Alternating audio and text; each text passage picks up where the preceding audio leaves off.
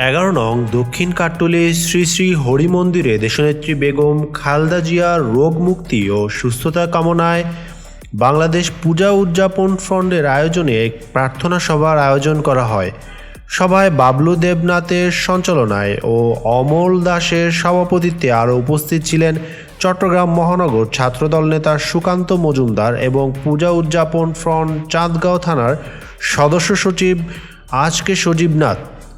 পূজা উদযাপন ফ্রন্টের চট্টগ্রাম মহানগরের সদস্য সৌরভ ভৌমিক, গোপাল কুড়ি, জয় দাস, অনিক দে, অন্তরক্ষিত, অয়ন দে।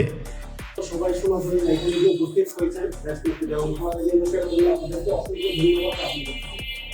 আমাদের একটা কথা মনে রাখতে হবে, সামনে যে 5 তারিখ পরবর্তীতে সমাজের যে একটা সমস্যা সৃষ্টি হয়েছে, আমাদের পাশে যেভাবে বিএনপি নেতা কর্মী এবং বিএনপি সর্বস্তরের নেতা কর্মী আমাদের পাশে এসে দাঁড়িয়েছেন, সেইটা চিন্তা করে সামনে যে ইলেকশন আমাদের সমাজের সবাই এক হয়ে ধানের সৃষ্টি জয় করতে হবে। প্লাস আপনাদের সবাই একত্রিত হয়েছেন এবং খালেদা রূপ পাথরের রূপ মুক্তির প্রার্থনার জন্য এখানে এসেছেন।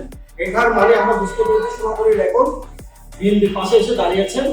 আমরা আশা করবো সামনে আপনারা আপনাদের ভোট দিয়ে এটা প্রমাণ করে দিবেন আপনারা যে বিএনপির পাশে আছেন। ঠিক আছে, আপনার বিএনপি যেন আমাদের পাশে থাকতে পারে, আমরা সেভাবে যেন কাজ করতে পারি, সেই সুযোগটা আমরা সবাই ভালো থাকবেন। সবাইকে ধন্যবাদ আজকে উপস্থিত হওয়ার জন্য।